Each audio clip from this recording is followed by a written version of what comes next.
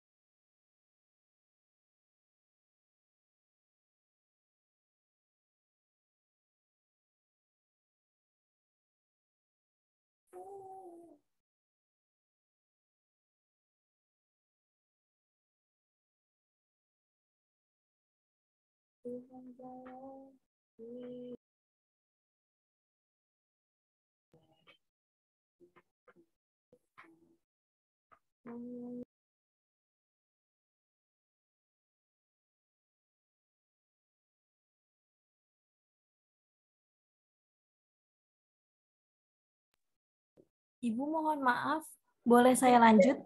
Ya boleh lanjut, silakan Ibu.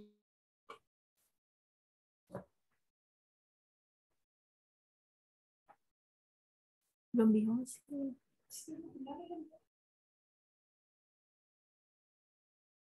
Ya sudah Mutia.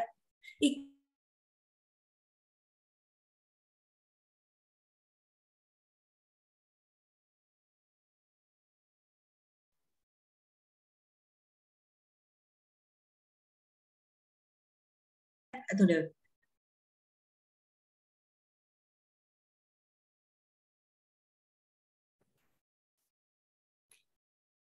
Dari data-data perekonomian tersebut, dan dikaitkan dengan era pemerintahan, maka dapat disimpulkan bahwa perekonomian mulai stabil pada era Megawati dan diteruskan oleh SBY. Hal ini tidak mengherankan karena pada era Habibie masih pada masa transisi, di mana tuntunan kehidupan politik yang lebih demokratis, serta semangat kebebasan serta otonomi daerah dikedepankan. Dengan masa kepemimpinan hanya kurang lebih 1 tahun.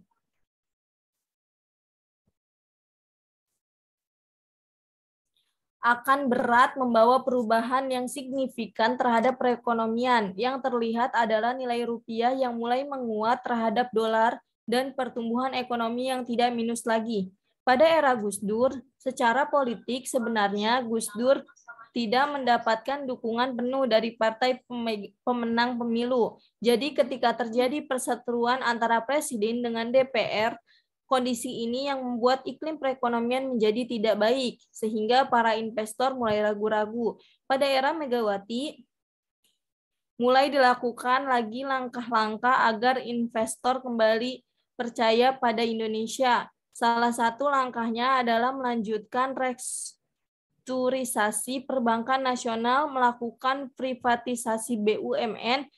2 langkah ini yang akan kita bahas pada bab selanjutnya. Kebijakan tersebut yang meskipun menuai pro dan kontra, ternyata bisa memulihkan perekonomian Indonesia, setidaknya terlihat dari pertumbuhan ekonomi, inflasi, dan nilai kurs. Restrukturisasi perbankan, sebagaimana telah dibahas pada modul sebelumnya bahwa faktor-faktor penyebab krisis diantaranya adalah hutang swasta yang besar, terutama hutang jangka pendek dan kelemahan dalam sistem perbankan. Kondisi tersebut tidak dapat dipungkiri adalah sebagai efek samping dari kebijakan deregulasi atau liberalisasi perbankan pada tahun 1980-an.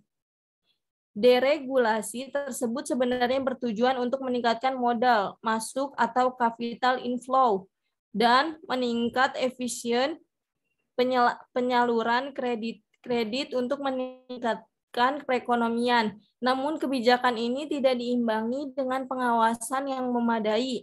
dan sistem perbankan yang baik sehingga menimbulkan efek samping sebagaimana tersebut di atas. Restrukturisasi perbankan adalah salah satu langkah yang harus dilaksanakan segera karena dunia usaha sudah stagnan akibat kekurangan modal. Memang restrukturisasi tersebut tidak bisa langsung memulihkan perekonomian seperti sebelum krisis moneter, tetapi setidaknya bisa membangkitkan lagi perekonomian karena salah satu faktor kehidupannya. Perekonomian adalah faktor modal dan fungsi utama perbankan adalah menghimpun modal dan menyalurkannya berupa kredit ke dunia usaha. IMF pun memberikan bantuan kepada Indonesia, tetapi dengan salah satu syaratnya Indonesia harus melakukan restrukturisasi perbankan. Pelaksanaan restrukturisasi perbankan. Upaya menyehatkan perbankan nasional telah ditempuh sejak Soeharto masih menjadi presiden, antara lain melikuidasi 16 bank swasta. Langkah ini yang justru membuat kepercayaan masyarakat kepada bank semakin merosot.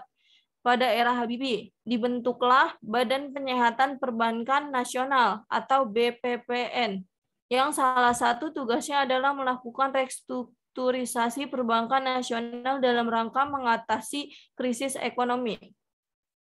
Ada beberapa langkah atau tindakan dalam rangka melakukan restrukturisasi perbankan yang dijelaskan sebagai berikut. Pertama, rekapitalisasi bank.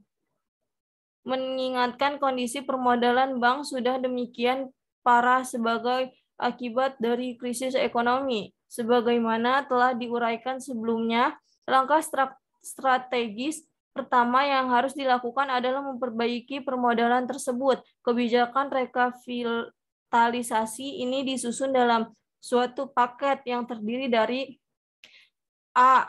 Rekapitalisasi bagi bank-bank yang viable untuk dapat menjadi sehat dan mencapai rasio kecukupan modal atau capital adequacy ration atau CAR minimum sebesar 8% pada tahun 2001. Bank-bank ini dinyatakan lulus dari 3 buah tes yang sangat ketat meliputi kondisi keuangan, integritas pemilik dan manajemen, serta rencana kerja untuk 3 tahun. Yang B, pembersihan bank-bank dari pemilik dan pengurus yang tidak memenuhi persyaratan sebagai pemilik dan pengurus yang baik atau tidak fit and proper.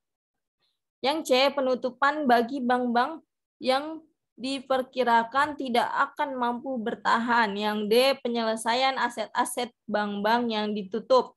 Yang E, penyelesaian bagi kredit macet perbankan dengan mengalihkan ke aset manajemen unit yang menghapuskan dari bank-bank direkapitalisasi. Dalam melaksanakan rekapitalisasi perbankan dibutuhkan biaya dalam jumlah besar. Dana tersebut dapat datang dari sektor swasta dan dari pemerintah. Rejbini tahun 2001 menyebutkan bahwa kewajiban BPPN untuk rekapitalisasi perbankan mencapai 637 triliun. Penambahan modal dari sektor swasta dapat datang dari modal domestik maupun pemodal asing.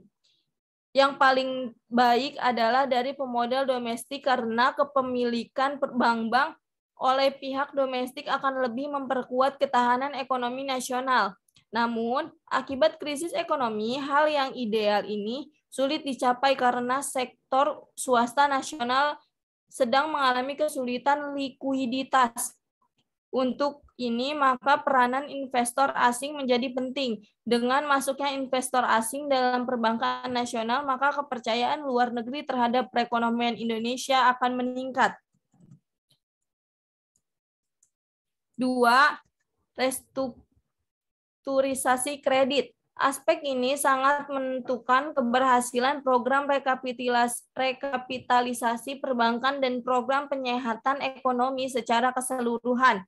Restrukturisasi kredit yang pada hakikatnya merupakan bagian utama dari restrukturisasi dunia usaha ini diharapkan dapat memperbaiki pembukuan bank dan sekaligus menggairahkan para debiturnya untuk kembali berproduksi, yang berarti menggerakkan sektor real.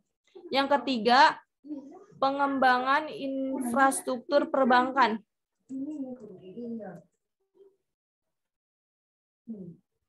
Langkah ini untuk meningkatkan daya tahan bank-bank dalam menghadapi berbagai gejolak.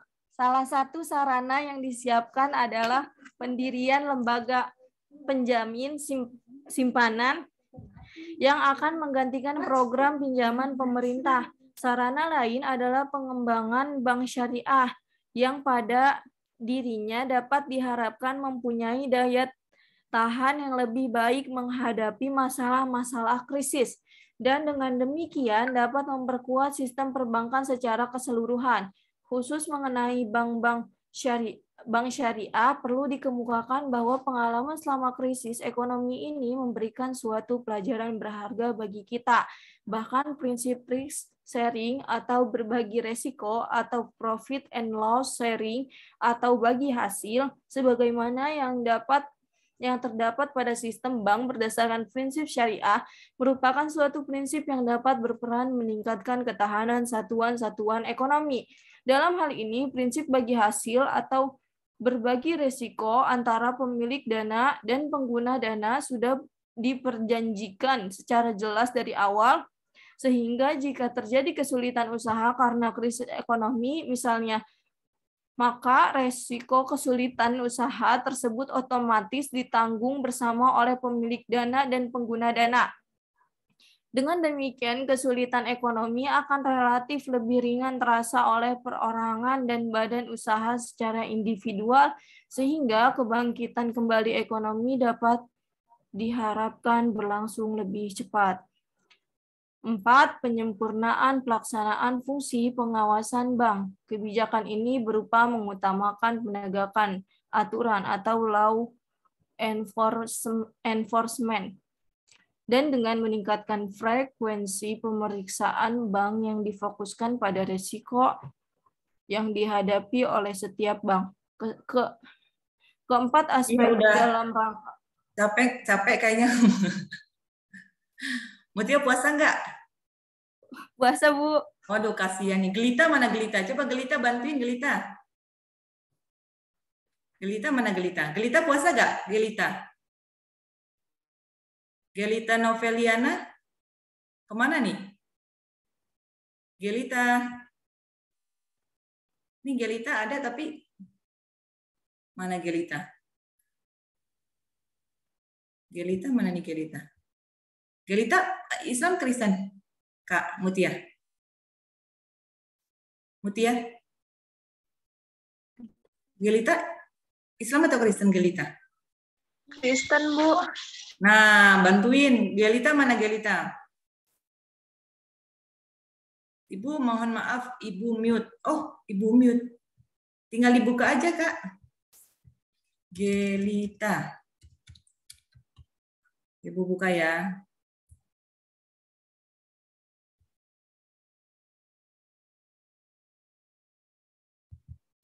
Dibuka, Kak. Ini Ibu nggak bisa buka.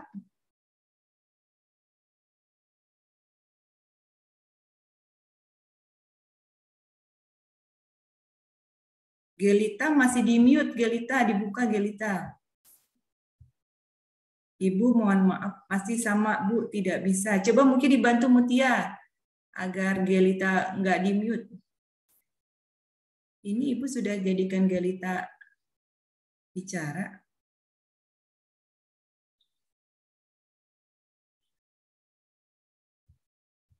Gelita nggak bisa diklik mute-nya nih kayak Ibu.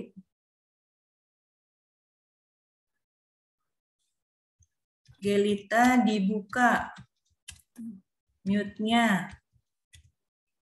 Tuh, ditekan aja mute-nya. Pin bisanya. Nah, udah bisa Gelita?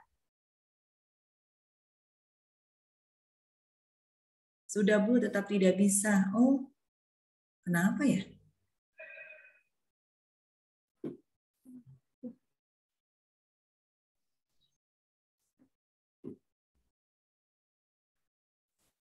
Mana? Kenapa nggak bisa ya? Coba kelompok 4 di sini siapa kelompok 4? Raise hand kelompok 4. Salsa, Bu. Salsa, mana Salsa? Iya, Bu. Ya, Salsa coba bantu baca ya. Mutia kasih yang lagi puasa, ntar habis presentasi aus dia nyari minum. Satu ini aja, satu paragraf ini aja. Tadi sampai mana Mutia? Sampai dari Sampai sini 4, Bu. 4. Ya, silakan Salsa dibacakan dari penyempurnaan sampai ketahanan yang tinggi saja. Kasih Mutia tuh. Haus nanti puasa. Silakan Salsa. Baik, Bu. 4. Penyempurnaan pelaksanaan fungsi pengawasan bank. Kebijakan ini berupaya mengutamakan penegakan aturan atau law enforcement dan dengan meningkatkan frekuensi pemeriksaan bank yang difokuskan pada risiko yang dihadapi oleh setiap bank. Keempat aspek dalam rangka restrukturisasi perbankan tersebut berjalan simultan. Melalui berbagai upaya ini diharapkan kelemahan sistem perbankan yang selama ini menjadi sumber dari beratnya kerusakan ekonomi akibat krisis akan berangsur-angsur hilang sehingga kita akan memiliki sistem perbankan yang mempunyai ketahanan yang tinggi.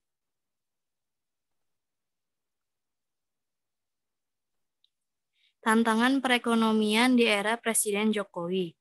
Pemilu Presiden tahun 2014 telah menghasilkan pemimpin baru bagi Indonesia, yaitu Joko Widodo. Terlepas dari pro kontra masalah pencitraan atau tidak, beliaulah yang secara konstitusional telah terpilih. Salah satu perlu diperhatikan adalah bahwa terpilih menjadi presiden bukanlah suatu kemenangan ataupun kesuksesan. Kemenangan atau kesuksesan adalah ketika berhasil memimpin dengan amanah dan mampu membawa Indonesia ke arah yang lebih baik. Nah, sudah cukup Salsa. Yang lain kelompok 4?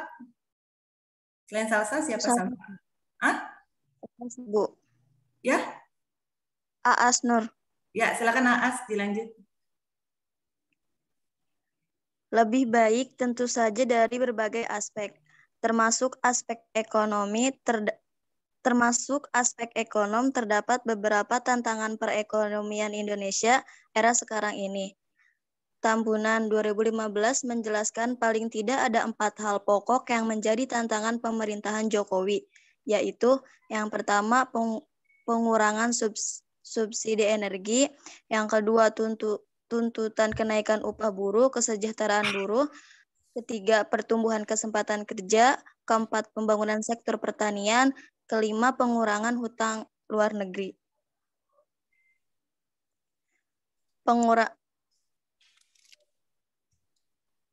Pengurangan subsidi energi sejak dari dulu bahwa BBM kita termasuk yang paling murah di antara negara-negara di dunia karena selalu disubsidi dari APBN. Alokasi subsidi yang terus-menerus cukup membebani APBN sehingga mau tidak mau harus dikurangi agar alokasi dana tersebut bisa dialihkan ke pos yang lebih bermanfaat. Namun demikian, kenyataan tidak semudah itu. Kenaikan BBM berpotensi besar menimbulkan inflasi dan menurunnya daya beli masyarakat. Ini yang perlu diperhatikan. Ya, terima kasih Aas. Ini Bu lihat papernya bagus sekali ya. Siapa? Mutia. Yang buat siapa Mutia? Barengan ya Mutia ya? Iya Ibu, barengan. Iya Ibu lihat ini bagus gitu ya isinya, kontennya. Jadi nggak hanya asal kopas dari jurnal internasional ya Ibu lihat di sini. Memang jurnalnya yang dipilih itu sangat relevan sekali dengan topiknya. Oke, dilanjutkan kelompok 4 selain Aas dan Salsabila siapa? Udah Bu, berdua doang. Oke. Di sini kelompok 5, coba kelompok 5, siapa lagi kelompok 5? Kelompok 5 siapa kelompok 5? Ada kelompok 5 di sini? Ada Ibu. Siapa? Dana ya? Iya Bu. Ya, silakan Dana dibantu temennya biar nggak aus, kasihan puasa. Silakan Dana, tuntutan kenaikan upah buruh. Tuntutan kenaikan upah buruh. Ini adalah tantangan selanjutnya, mencari titik temu antara pengusaha dan buruh. Di satu sisi, buruh ingin kesejahteraan ditingkatkan dan ini mulai terlihat dengan kenaikan UMP dalam 2 tahun terakhir. Namun demikian, kenaikan UMP juga berpotensi menambah kos bagi pengusaha yang mempengaruhi pricing. Harga yang tinggi bisa berpotensi kalah bersaing atau mungkin kenaikan harga secara umum.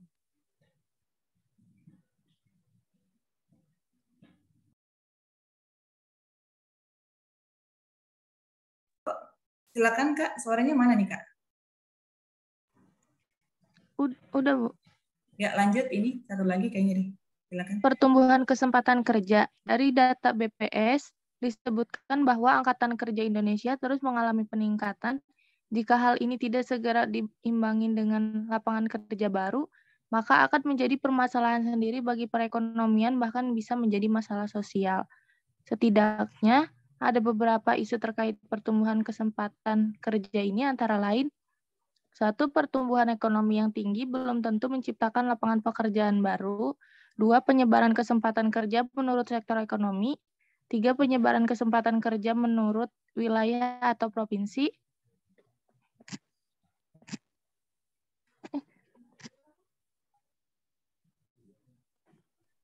Sudah ke bawahnya? Belum, Bu. 4. Peran sektor informal dalam penyediaan lapangan kerja. 5. Tingkat pengangguran. Kemudian kelompok 4 siapa lagi? Awis, Bu. Awis, yuk Wis.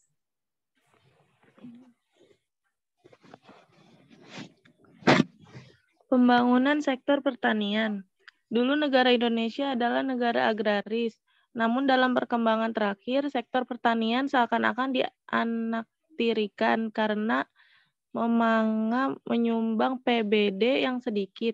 Ada paling tidak 3 tantangan dalam pembangunan sektor pertanian, yaitu 1. Bagaimana Indonesia bisa mandiri dalam pemenuhan komoditas sektor pertanian, khususnya untuk pemenuhan kebutuhan pokok seperti beras, gandum, sayuran, jagung, dan lain-lain. 2. Bagaimana Indonesia tidak hanya mengekspor hasil komoditas pertanian berupa bahan mentah, tapi juga produk turunan dari bahan mentah tersebut. 3. Bagaimana agar petani Indonesia bisa sejahtera. Ini adalah tujuan utama dari sektor pertanian. Mau hasil melimpah tapi jika petaninya tidak sejahtera, berarti tidak ada gunanya. Pengurangan hutang dari luar negeri. Sejak awal Orde Baru, bahkan sampai saat ini, Indonesia belum benar-benar terbebas dari hutang luar negeri. Memang khususnya negara-negara berkembang memerlukan modal lebih untuk membangun negara. Namun, bagaimanapun juga, hutang itu lambat laun harus dikurangi untuk mengurangi dampak beban bunga dan yang paling penting adalah menempatkan hutang tersebut ke pos-pos yang lebih produktif. Sebenarnya masih ada beberapa tantangan ke depan bagi perekonomian Indonesia. Yang tampak di depan mata adalah krisis global dan tentunya pasar bebas ASEAN atau MEA yang telah dimulai tahun 2016. Terima kasih Awis, Dana. Masih ada di bawah Kak? Terima kasih kelompok 3 dan kelompok 4, Aas, Salsa, Awis, dan Dana sudah membantu Mutia. Mutia jadi nggak aus kan? Nah, ke bawah coba. Ya, Ibu. Nah, soalnya Ibu aja deh yang baca soal dulu. Ibu. Oh, atau nggak usah Bu, saya aja. Oh ya, silakan. Udah Ya. semangat lagi. Oh, udah semangat lagi ya, nggak aus ya. Tadi kayak udah suaranya udah ini. Ya, silakan Mutia. Ini soal pilihan gandanya. Yang pertama, pada pemerintahan siapakah program IMF diterapkan? A. Gus Dur, B. Megawati, C. Habibie, D. Jokowi. Dan jawabannya C. Habibie. Yang kedua, bagaimana kondisi perekonomian Indonesia pada masa kepemimpinan Megawati? A. Buruk, B. Kurang baik, C. Baik, D. Sangat baik, dan jawabannya adalah B. Kurang baik. Yang soal yang ketiga, pada masa pemerintahan Habibie, selain diterapkannya program-program IMF, Presiden Habibie juga fokus pada A. Pemulihan ekonomi, B. Perbaikan kehidupan politik, C. Perbaikan kehidupan demokrasi, dan D. A, B, dan C benar. Dan jawabannya D. A, B, dan C benar. Yang keempat, indikator apa yang membuat investor berpikir ulang untuk menanamkan modalnya lagi di Indonesia? Yang A, gerakan indeks harga saham gabungan. Yang B, produk domestik bruto. Yang C, juga uang beredar. Yang D, inflasi. Dan jawabannya A, gerakan indeks harga saham gabungan. Dan yang soal yang terakhir, yang kelima, pada saat pemerintahan siapa pertumbuhan ekonomi tidak stabil? A. Jokowi, B. SBY, dan yang C. Gus Dur, dan D. Megawati. Dan jawabannya Gus Dur. Ya, sekian Bu. Luar biasa. Ya, terima kasih Mutia.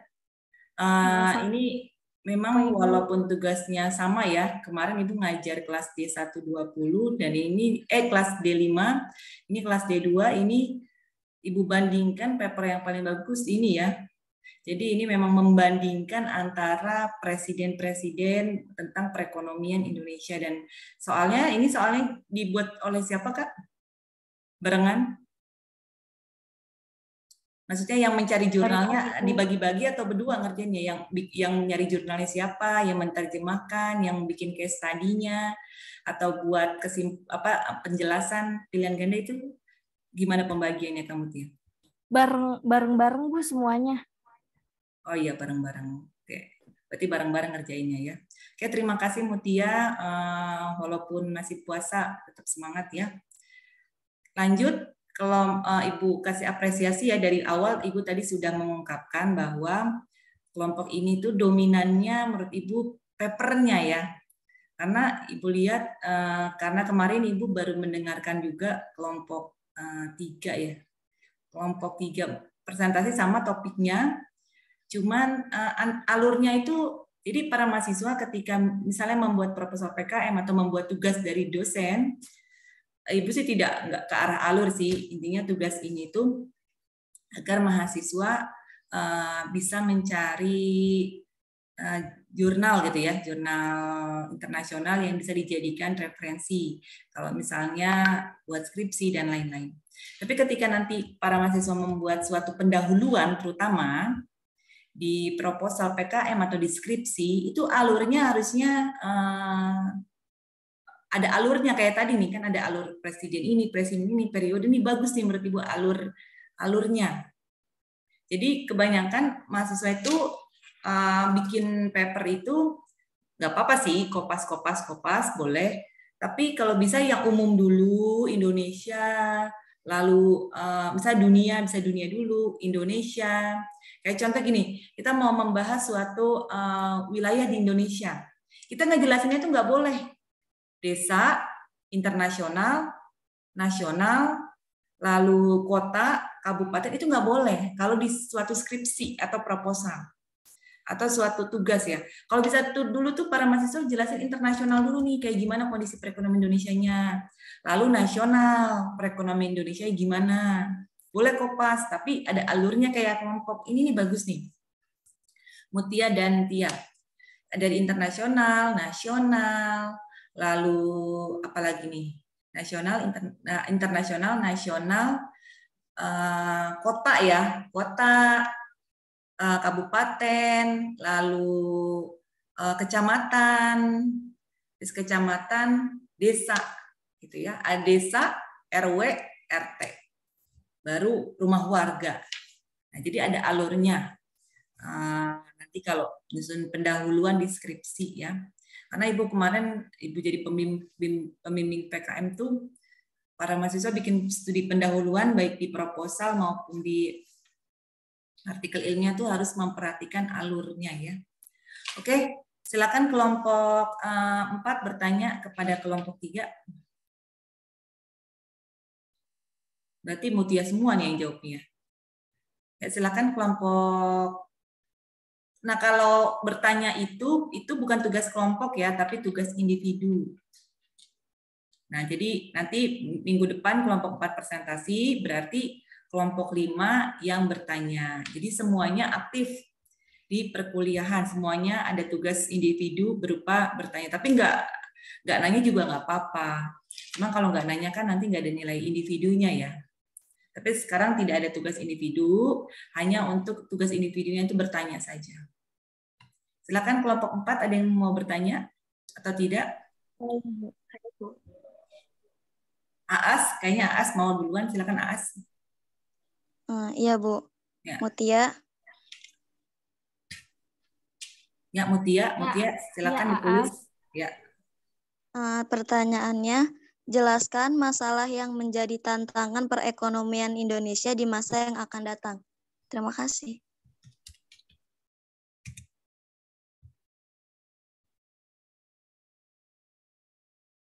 Ya, terima kasih Aas. Selanjutnya satu lagi, ayo mau dapat nilai individu nggak?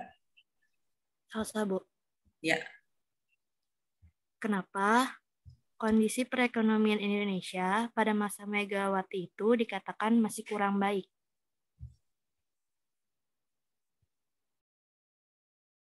Maaf, Salsa bisa diulang? Kenapa kondisi perekonomian Indonesia pada masa Megawati itu dikatakan masih kurang baik?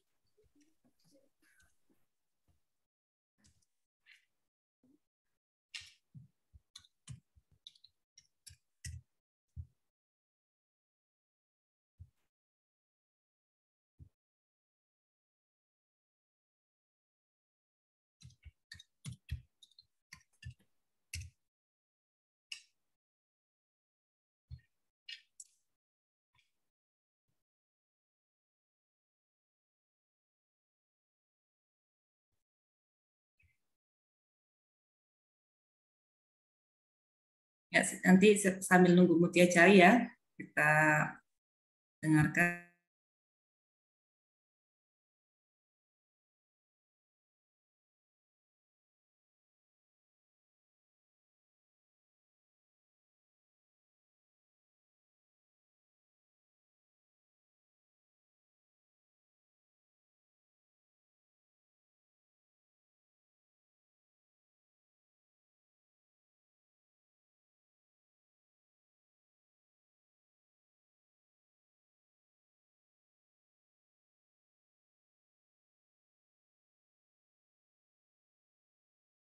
Sambil